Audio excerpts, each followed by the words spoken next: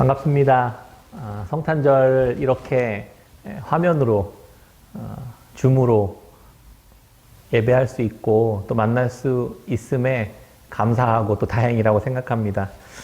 여러분들이 한 분 한 분이 각자 수고해 주시고 섬겨 주셔서 더 따뜻한 성탄절, 또 즐거운 성탄절이 되어가는 것 같습니다. 예수님을 믿는 이들의 삶이 어떠해야만 하는지 우리들의 모습, 여러분들의 모습을 통해서 많이 보게 되고 또 누리게 되는 것 같습니다. 하나님께서 이번 2020년 성탄절은 어떤 메시지를 우리에게 주시기를 원하실까 생각해보는 한 주였던 것 같습니다. 무엇보다 성탄절은 기쁨의 소식을 듣는 날입니다. 그런데 이번 2020년 성탄절은 코로나로 인해서 기쁨의 소식보다는 무언가 더 많이 포기해야만 하고 또 무언가 많이 잃어버리는 그런 한 해, 또 그런 성탄절이지 않을까 하는 마음이 많이 들었습니다. 예레미야를 묵상할 때도 그렇고 포로기 삶은 꼭 그런 삶들이잖아요. 많이 잃어버려야만 하고 많이 상실해야만 하는 그러한 시간들. 올해는 그런 시간이지 않을까 싶은 생각이 들었습니다. 그래서 올해 성탄절은 예수님의 오심이 단순히 우리에게는 기쁨이지만 또 그렇지만 않은 또 다른 한편에서의 잃어버린 삶의 메시지는 아닐까 하는 마음이 들었습니다. 이런 관점으로 함께 오늘 잠깐 말씀을 나누려고 합니다. 어떻게 예수님의 잃어버림의 삶이 우리들에게는 기쁨의 소식이 될 수 있을까요? 예수님께서 이 땅에 우리 한 사람 한 사람을 만나시기 위해 찾아오시기 위해서는 참 많은 것들을 잃어버려야만 하셨습니다. 제일 먼저 예수님은 하나님이라는 존재, 하나님이라는 그 자리, 영광의 자리를 잃어버리셔야만 했습니다. 빌립보서 2장 5절에 바울은 이렇게 이야기합니다. 너희 안에 이 마음을 품으라. 곧 그리스도 예수의 마음이니 그는 근본 하나님의 본체시나 하나님과 동등됨을 취할 것으로 여기지 아니하시고 오히려 자기를 비워 종의 형체를 가지사 사람들과 같이 되셨고, 예수님은 하나님의 아들이시면서 또 하나님이신 분이십니다. 예수님께서 이 땅에 인간의 몸으로 오시기 위해 제일 먼저 잃어버려야만 했던 것은 하나님의 자리에서 자발적으로 내려오는 것이었습니다. 하나님이 하나님 됨을 잃어버린다는 것은 어쩌면 모든 걸 다 잃어버리는 거 아닐까 하는 생각이 들었습니다. 그뿐만 아니라 이 땅에 오셔서 예수님께서 이 땅에 인간의 육신의 몸을 입고 오셔서 살았던 삶의 모습들을 살펴보면 포기하고 잃어버리기만 하셨습니다. 이 땅에 오신 예수님의 모습을 히브리서 기자는 이렇게 이야기합니다. 5장 7절에 그는 육체에 계실 때에 자기를 죽음에서 능히 구원하실 이에게 심한 통곡과 눈물로 간구와 소원을 올렸고 그의 경건하심으로 말미암아 들으심을 얻었느니라. 그가 아들이시면서도 받으신 고난으로 순종함을 배워서 온전하게 되셨은즉 자기에게 순종하는 모든 자에게 영원한 구원의 근원이 되시고. 아멘. 예수님의 삶은 자기의 생명까지 잃어버리고 끝까지 우리에게 내어주는 삶의 모습이었습니다. 왜 하나님의 아들이신 예수님은 처음부터 끝까지 자기를 비우시고 자기를 잃어버리시고 또 종의 형체를 갖고 고난당하고 십자가에 죽으셔야만 하셨을까요? 이 땅에 오심을 통해 우리들은 받는 입장이니까 그것이 우리에게 기쁨이 될 수는 있지만 행하는 예수님의 입장에서는 쉽지 않은 또 어려운 일이지 않았을까 하는 생각을 해봅니다.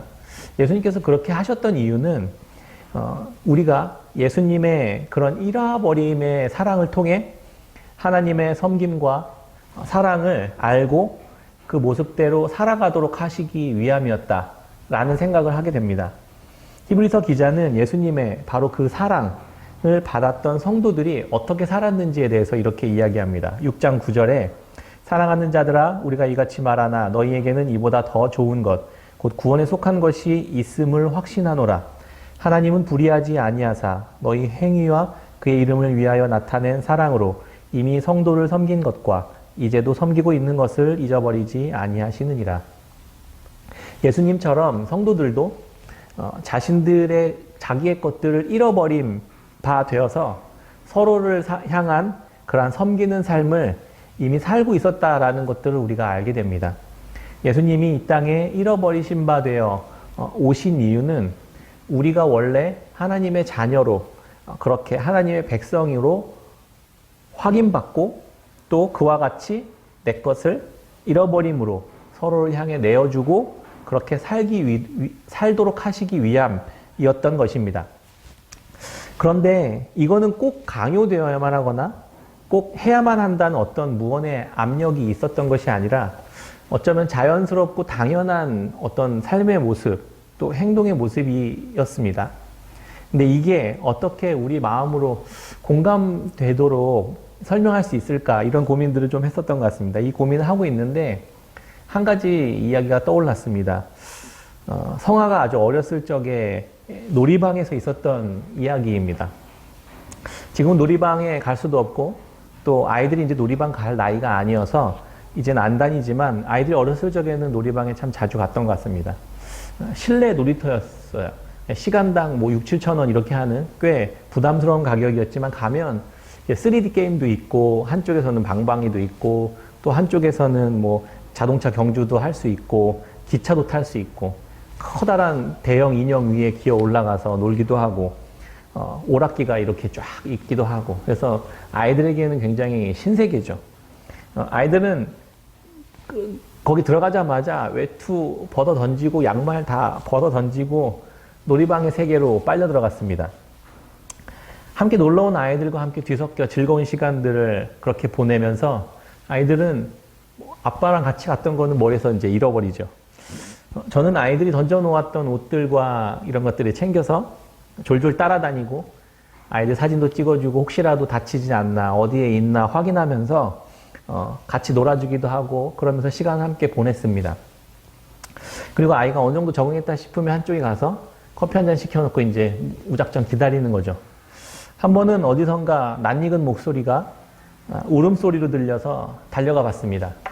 이제 막 기저귀를 떼고 자유로워진 지 얼마 되지 않았던 성아가 정신없이 놀다 보니까 작은 소변과 함께 이제 큰 것도 함께 바지에다가 실수를 해버렸습니다. 자기가 스스로는 도무지 처리할 수 없는 그러한 상황을 맞은 것이죠. 순간 함께 이렇게 즐겁게 놀았던 친구들이 주변의 아이들은 모두 얼굴이 바뀌고 눈앞에 펼쳐져 있었던 함께 놀았던 사람들, 친구들이 다 하나둘 떠나가기 시작했습니다. 그 재미있던 놀이방의 세계가 한순간 성아에게는 그대로 동일하게 있었지만 그 순간 그 세계는 오히려 이제 두렵고 낯설고 그리고 아무런 도움도 즐거움도 되지 않는 그런 세계로 변해버렸던 것입니다. 오히려 홀로 남겨져 버린 성아에게 두려운 세상이었을 뿐이었을 것입니다. 성아 스스로도 그 사태를 심각한지 이제 울어버렸던 것이죠. 그나마 이제 거기에서 안전요원을 하던 그 친구가 그분이 이제 손을 이렇게 멀찌감치 잡고 그 성아를 데리고 이렇게 오고 있었습니다. 성아의 상태는 바지가 이렇게 한 뼘쯤 내려와 있는 상태로 가랭이 사이로 이제 물이 줄줄 조금씩 떨어지고 있었던 그런 상황이었습니다. 안전요원도 이제 막 얼굴 찌푸리면서 이 아이 부모가 어디 있는지 막 두리번거리면서 찾기 시작했습니다. 저는 울음소리를 듣고 곧바로 성아임을 알아차리고 성아에게 달려갔습니다. 저는 성아를 보자마자 상황을 파악하고 아이를 안아서 번쩍 들어 올려줬습니다. 그리고 순간 직감했죠. 아, 얘가 다친 게 아니라 커다란 실수를 저질렀구나 라는 거예요. 저는 그렇지만 전혀 개의치 않았습니다. 제가 성아의 오물이 제 옷에도 묻고 손에도 묻고 그렇게 되었지만 제가 성아를 안고 가장 먼저 했었던 말이 이거였습니다. 성아 이제 괜찮아. 아빠 왔어. 그러니까 이제 아빠 품에 안겨서 가만히 있어. 이제 아빠가 다 알아서 할게. 이렇게 이야기해 줬습니다. 순간 제가 느낀 마음은 성아가 두려움도 둘째치고 두려움이지만 창피해하고 부끄러워하고 어쩔 줄 몰라 하고 있었다는 사실을 깨달았습니다. 아빠는 그렇게 안고 그런 성아를 창피하지 않았습니다. 그리고 성아를 외면하지 않았습니다. 오히려 품에 안고 성화의 수치를 아빠의 수치로 제 몸으로 덮어주었습니다. 그리고 화장실로 데리고 가서 다 벗겨서 깨끗이 닦아주고 새 옷으로 갈아입혀 주었습니다. 저는 이 일이 매우 저에게 굉장히 큰 인상 깊게 남은 이야기입니다. 왜냐하면 예수님께서 저에게 해주셨던 그러한 일들이 그 안에서, 그 모습 속에서 좀 많이 발견되었기 때문입니다. 저는 돈도 지불하고 제 시간도 쓰고 부끄러움도 얻었고 제 손과 제 옷도 다 더럽히는, 또 그 뒤처리까지 다 해줘야만 하는 많은 수고를 해야만 했습니다. 저는 아무것도 누린 게 없었습니다. 겉으로 보기에는 잃어버리기만 하고 희생하기만 하고 내어주기만 했습니다. 그리고 성화와 함께 집으로 돌아왔습니다. 성화한테 물어봤더니 기억을 못 하더라고요. 아빠는 그 상황 속에서 무엇을 얻었을까요? 성화가 아빠를 향한 신뢰, 그리고 믿음, 사랑, 그 마음을 성화가 갖게 된 것, 그것을 얻은 것입니다. 제가 그걸 보면서 성화는 아빠가 자신에게 어떤 존재인지를 그러한 화려한 세상의 한복판에서 자신의 주변과 그 누구도 감당할 수 없는 그러한 것들을 감당해 줄 수 있는 존재라는 사실들을 경험적으로 성화가 알게 되었던 것입니다. 우리에게 오신 예수님의 모습이 왜 그래야만 했는지, 왜 자기의 것을 다 내어줌으로 그렇게 우리에게 대해 주셔야만 했었는지를 아주 조금 이해하게 되었습니다. 그리고 다시 성화를 데리고 집으로 돌아가는 것입니다. 예수님이 이 땅에 오신 이유와 목적은 자기 자신을 내어줌으로써 처음부터 끝까지 내가 너와 함께 있다라는 하나님 아버지의 마음을 알려주시기 위함이었습니다. 그리고 그 나라에 속한 자녀라는 사실을 깨닫게 하는 것, 우리로 하여금 알게 하는 것, 그것이 예수 그리스도께서 이 땅에 오셔서 잃어버린 바 되시는 그러한 행동의 다 이유와 목적이었던 것이죠. 히브리서는 이렇게 이야기합니다. 2장 10절에 그러므로 만물이 그를 위하고 또한 그로 말미암은 이가 많은 아들들을 이끌어 영광에 들어가게 하시는 일에 그들의 구원의 창시자를 고난을 통하여 온전하게 하심이 합당하도다. 거룩하게 하시는 이와 거룩하게 함을 입은 자들이 다 한 근원에서 난지라. 그러므로 형제라 부르시기를 부끄러워하지 아니하시고 이르시되 내가 주의 이름을 내 형제들에게 선포하고 내가 주를 교회 중에서 찬송하리라 하셨으며, 히브리서 10장 19절입니다. 그러므로 형제들아 우리가 예수의 피를 힘입어 성소에 들어갈 담력을 얻었나니 그 길은 우리를 위하여 휘장 가운데로 열어놓으신 새로운 살 길이요 휘장은 곧 그의 육체니라. 또 하나님의 집 다스리는 큰 대제사장이 계심에 우리가 마음의 뿌림을 받아 악한 양심으로부터 벗어나고 몸은 맑은 물로 씻음을 받았으니 참 마음과 온전한 믿음으로 하나님께 나아가자. 아멘.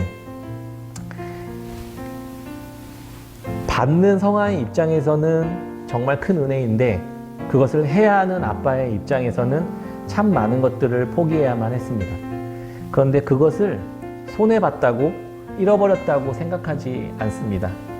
왜 그렇게 해야만 했냐고 저에게 누가 물어볼까요? 굳이 물어보지 않아도 알겠죠. 내 자녀니까. 그리고 우리 모두가 하나님의 자녀들이니까 그렇게 하셨던 것입니다. 그리고 나서 그들이 이제 예수께서 보이셨던 방식대로 서로에게 그렇게 살아가라고 알려주신 것입니다.